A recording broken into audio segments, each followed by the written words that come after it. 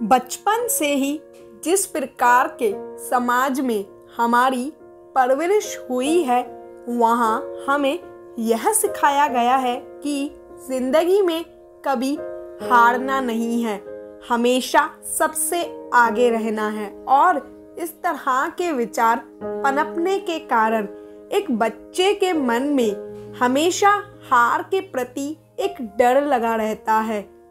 जब भी हम किसी बच्चे को अच्छे अंक आने पर चॉकलेट देते हैं और खराब अंक आने पर उसे डांटते हैं, तो हम जाने अनजाने उसके मन के अंदर एक डर पैदा कर रहे होते हैं।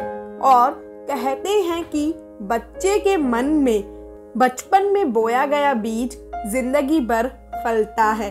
वह बच्चा हमेशा अपने जीवन में कोई नई बात करने के लिए डरता रहेगा और इसका जिम्मेदार कौन है। इसीलिए अपने बच्चे के मन में ऐसे बीज बोए कि कभी जीवन में एक नई शुरुआत करने के लिए उसके कदम पीछे ना हटे। आज की जो कहानी मैं आपको सुनाने वाली हूँ, उसमें मैं आपको ऐसे 2 सूत्र बताऊंगी जिसके बाद आप जीवन में कभी भी एक नई शुरुआत करने के लिए डरेंगे नहीं, बल्कि हर चीज की नई शुरुआत से पहले आप जोश और उत्साह से भरे होंगे। जो इंसान अपने जीवन में नौकरी नहीं करना चाहता, उसके पास कमाने के कुछ ही विकल्प बचते हैं और उसमें से एक विकल्प होता है रोजगार। शाम की भी हालत कुछ ऐसी ही थी। ऐसा नहीं था कि उसने अपने जीवन में आगे बढ़ने के लिए कोशिशें नहीं की या फिर नौकरी पाने की कोशिश नहीं की। बचपन से ही वह पढ़ाई लिखाई में इतना तेज नहीं था, इसीलिए उसे अच्छी नौकरी नहीं मिली।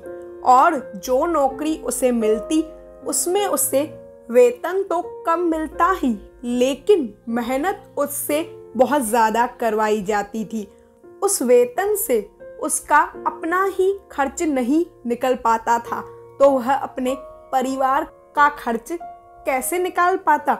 घर में उसकी पत्नी थी, उसके बच्चे थे, उसके माता पिता थे। इतने लोगों का पेट पालना, वह भी मामूली वेतन के साथ, और वह भी इतनी महंगाई में, उसके लिए नामुमकिन सा होता जा रहा था। इसीलिए उसने बहुत ही हिम्मत करके अपनी नौकरी छोड़ने का निर्णय लिया। नौकरी छोड़ने के बाद उसने कारोबार करने का फैसला किया, लेकिन कारोबार के लिए पैसा चाहिए था और उसके पास पैसा बिल्कुल भी नहीं था। इसीलिए उसने कारोबार करने के लिए अपने दोस्तों और सगे संबंधियों से पैसा उधार लेना शुरू किया। उसने अपने व्यापार को ऊंचाइयों तक पहुंचाने के लिए भरपूर जानकारी इकट्ठा कर ली थी। इसीलिए उसे इस बात का पूरा विश्वास था कि वह इस काम को एक नई ऊंचाइयों तक पहुंचा सकता है। कुछ दिनों तक तो उसका काम बहुत जोरों शोरों से चला, लेकिन फिर कुछ दिनों बाद अचानक ही उसका काम ठंडा पड़ गया।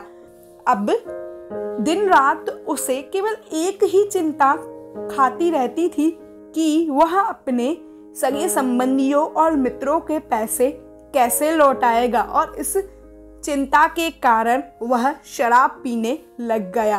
कहते हैं ना, जब भी किसी पर समस्या आती है तो सबसे पहले उसकी बुद्धि भ्रष्ट हो जाती है, उसका विवेक मर जाता है, और यही शाम के साथ भी हो रहा था। अब उसके अपने परिवार के साथ ही लड़ाई झगड़े होना शुरू हो गए थे। दिन ब दिन उसकी हालत बहुत ज़्यादा खराब होती जा रही थी। उसके सगे संबंधी और मित्रों ने धन वापस मांगना शुरू कर दिया। उसके पास धन वापस करने के लिए कुछ नहीं था। जो कुछ भी धन उसके पास बचा हुआ था, वह उसे शराब में लुटाता था। जब बार बार मांगने पर भी उसने उनका धन वापस नहीं किया तो वह उसके घर पर पहुंचने लगे। अब दिन रात उसके घर पर कर्जदारों की कतार लगी होती थी। कुछ दिनों के लिए उसने उनको टाल दिया, यह कहकर कि मैं कुछ दिनों बाद आपका पैसा लौटा दूंगा, लेकिन कुछ दिनों के बाद भी उसे पैसा लौटाने की कोई संभावना नजर नहीं आ रही थी। बात अब लड़ाई झगड़े तक पहुंच गई थी। वह बहुत ज्यादा परेशान हो गया था। वह अक्सर यह सोचा करता था कि इंसान से अच्छा तो जानवर का जीवन है। ऐसा ख्याल मन में आने के कारण उसके मन में आत्महत्या के विचार आने लगते थे, लेकिन अपने परिवार को अपने ही ऊपर निर्भर पाकर वह यह कदम नहीं उठा पाता था। लेकिन परिस्थितियां बहुत बड़ा भयानक रूप लेने वाली थी। कुछ ही दिनों के बाद उसके पत्नी की मृत्यु हो गई और अब वह अपने माता पिता और बच्चों के साथ अकेला ही बच गया था। पहले तो उसकी पत्नी उसे मदद किया करती थी, अब तो कोई भी नहीं था। इसीलिए एक दिन रात के समय में वह अपने दोनों बच्चों को सुलाकर घर के बाहर चला गया। उसके आंखों से आंसू बह रहे थे। वह रोते रोते चलता जा रहा था। वह अपना जीवन खत्म करना चाहता था। वह मुक्ति चाहता था अपने शरीर से, अपनी जिंदगी से। जब रास्ते में वह जा रहा था तब उसे एक चिता के पास एक बौद्ध भिक्षु बैठे हुए दिखे। यह दृश्य देखने के बाद वह उन बौद्ध भिक्षु के पास गया और कहने लगा, लगता है कि आपके किसी करीबी इंसान की चिता जल रही है। यह सुनकर बौद्ध भिक्षु ने शाम की तरफ देखा और मुस्कुराते हुए कहा कि नहीं, मैं तो जानता भी नहीं हूँ कि यह किसकी चिता है। यह सुनकर शाम बोला, तो फिर आप इस चिता को इतनी ध्यान से क्यों देख रहे हैं और इस चिता में ऐसा क्या देख रहे हैं? बौद्ध भिक्षु ने कहा, जलती हुई चिता को देखकर मैं यह सोच रहा हूँ कि एक इंसान हमेशा जीतने की कोशिश में लगा रहता है, यह पता होते भी कि मौत सबसे बड़ी हार है। जब आपको पता है कि मौत निश्चित है, मौत तो आनी ही है, मौत को कोई नहीं टाल सकता, तो फिर जीवन में किसी भी चीज में किसी भी हार के क्या मायने रह जाते हैं? हम कितना भी कुछ जीवन में क्यों न पाले, आखिर में आनी तो मौत ही है। यह सुनकर श्याम बोला, महात्मा जी, मौत तो केवल एक बार दर्द देती है, लेकिन जिंदगी रोज दर्द देती है। ऐसी जिंदगी के भी क्या मायने? इस पर बौद्ध भिक्षु बोलते हैं, इसका मतलब है जिंदगी और मौत दोनों के कोई मायने नहीं है। दोनों ही एक ही सिक्के के दो पहलू हैं। लेकिन तुम जरा खुद सोचो, अगर तुम्हारी मौत के भी मायने नहीं हैं तो तुम्हें मरने के बाद क्या हासिल होगा? तो फिर अपनी जिंदगी को खत्म करने का क्या मतलब है? यह सुनकर श्याम हाथ जोड़कर उस बौद्ध भिक्षु से कहने लगा, महात्मा जी, मैं अपने जीवन से दुखी हो चुका हूँ। अगर मैं आपको सच कहूँ तो मैं यहाँ पर आत्महत्या करने के लिए ही आया हूँ। मैं अपने जीवन से हार चुका हूँ और मौत ही मुझे आखिरी रास्ता दिखाई पड़ रहा है। यह सुनकर बौद्ध भिक्षु ने कहा, मैं तुम्हें ऐसी दो बातें बताता हूँ जिसे समझने के बाद तुम्हें जिंदगी से कोई शिकायत नहीं रहेगी। पहली बात, हमेशा याद रखना, हारता वही है जो मैदान में खड़ा होता है। अधिकतर लोग जीवन में कभी नई शुरुआत ही कर ही नहीं पाते हैं, नया प्रयास ही नहीं कर पाते, इसीलिए वह जीवन की गहराइयों को समझ ही नहीं पाते।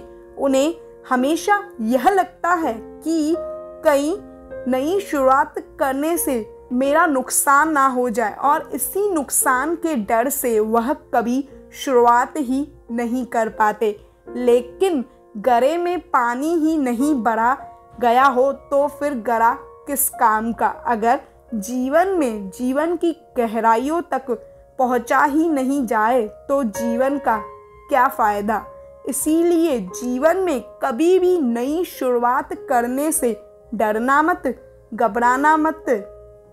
एक एक कदम करके तुम्हें अपने जीवन में आगे बढ़ना ही होगा। अगर तुम वहीं पर खड़े रह गए तो तुम्हें जीवन के अंत में यही अफसोस रहेगा कि पूरा मैदान मेरे सामने था और मैं खेल को खेला ही नहीं।